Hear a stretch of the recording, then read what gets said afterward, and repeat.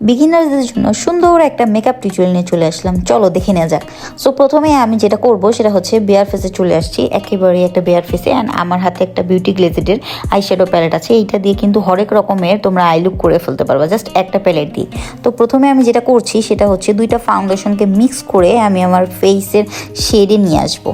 তারপর হচ্ছে আমি এটা আমার ফেসে অ্যাপ্লাই করব। এটা কিন্তু আমার মোস গ্যালারির ওই ফাউন্ডেশনটা, ওদের কিন্তু এটা পেইড প্রমোশন না, আমি জাস্ট ইউজ করে আমি ভালো ফল পেয়েছি তাই হচ্ছে এটা ইউজ করছি। তো আমি হচ্ছে অফ ক্যামেরায় আমার ফুল ফেসের মধ্যে ফাউন্ডেশনটা দিয়ে চলে আসলাম। এই দেখো কত সুন্দর একটা ফুল কাভারেজ দিয়েছে দুইটা ফাউন্ডেশন মিক্স করার পরে। তারপর আমি জাস্ট একটা লুজ পাউডার নিয়ে আমার ফেসের মধ্যে ট্যাপ ট্যাপ করে দিয়ে দিব। এটা কিন্তু প্রথম পর্যায়ে তোমার কাছে ভালো নাও লাগতে পারে, বাট লাস্টলি যে ফিনিশিংটা আসবে সেটা কিন্তু আমি একেবারেই ফিদা। তারপর আমি লেন্স পরে নিচ্ছি, লেন্স ছাড়া তো মেকআপ লুক একেবারেই কমপ্লিট না। দেন আমি বিউটি গ্লেজেডের এই হচ্ছে একটা ব্রাউনিশ টাইপের আই শ্যাডো আমার আই দিয়ে দিচ্ছি। যারা মনে করছো যে ব্রাশ ছাড়া পসিবল না, কীভাবে মানুষ মেকআপ করে, আসলেই পসিবল। ঠিক আছে, তোমরা হাত দিয়ে কিন্তু সুন্দরভাবে আই লুকটা ক্রিয়েট করে ফেলতে পারবো, আর কোনো রকম ঝামেলা ছাড়া অ্যান্ড সুন্দরভাবে কিন্তু বসে যাবে প্রত্যেকটা কালার, আর এক্সট্রা ঝাড়াঝাড়ি কোনো রকম প্যারা নেই। দেন আমি আরেকটা অরেঞ্জ কালার ডার্ক নিয়ে তারপর হচ্ছে একটা light colour orange colour shade আমি আমার আইলিডের উপরে দিয়ে দিচ্ছি। যতটা সিম্পলি করা যায়, বাট দেখবা যে এটা ফিনিশিংটা কত সুন্দর আসছে, দেখেছো একেবারে সুন্দরভাবে। তারপর আমি একটা কাজল নিয়ে আমার লিড লাইনের মধ্যে দিয়ে দিচ্ছি, লাইন করে দিচ্ছি।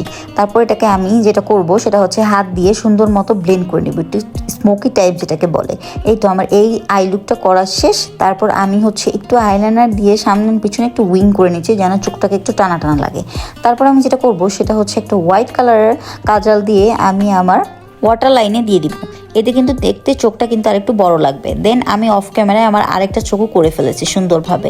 ঠিক আছে, তারপর আমি যেটা করব এটা হচ্ছে একদম ফার্স্ট শ্যাডোর থেকে একটু সাদা কালার নিয়ে, সাদা মানে গ্লিটারে আই শ্যাডো নিয়ে আমার চোখে দিয়ে দিচ্ছি যেন যে এটা দেখতে আরেকটু বেশি গর্জিয়াস মনে হয়, জাস্ট সিম্পলের মধ্যে গর্জিয়াস এটাকে বলে। এটা করার পরে কিন্তু দেখো আই লুকটা একেবারেই চেঞ্জ লাগছে, তাই না? দেখো কত সুন্দর গর্জিয়াস লাগছে। তো তারপর আমি যেটা করব এখন হচ্ছে ব্লাশের পালা। আমার কাছে ব্লাশ দিতে খুবই ভালো লাগে, আমি ব্রোঞ্জার তেমন একটা ইউজ করি না, জাস্ট ব্লাশ ইউজ করি।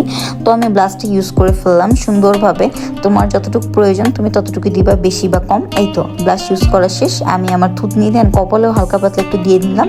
তারপর আমি আমার আইব্রোটাকে সেট করবো, যেহেতু আমি আইব্রো প্লাগ করি না, সো আমি কাজল দিয়ে জাস্ট নর্মালি একটু আর্ট করে নিচ্ছি আমার আইব্রোটাকে। তারপর আমার আইব্রো সেট করা শেষ। তারপর যেটা হচ্ছে ফাইনাল পার্ট সেটা হচ্ছে লিপস্টিক। লিপস্টিক ছাড়া তো দেখতে ভালো লাগেই না, মেকআপ কিন্তু অসম্পূর্ণ লাগে।